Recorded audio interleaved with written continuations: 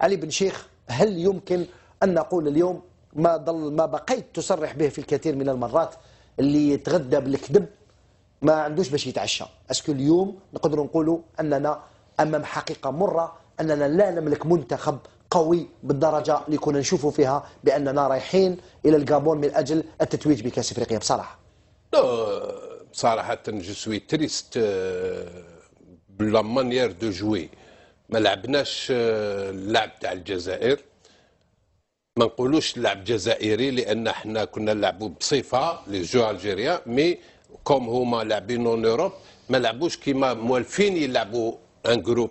علاش قلت لك انا عندنا دي زانديفيدياليتي عندنا، بصح ان جروب ما عندناش. انا با اون غروند ايكيب، كنت نقولها لكم ما عندناش غروند ايكيب، مي الي لوزيتش لا سكري هذا لو جروب.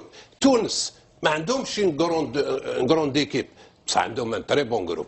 شفتهم كاش يلعبوا كوليكتيفمون في وسط الغاشي، يحبس بالون يلعبوا صغير. علاه؟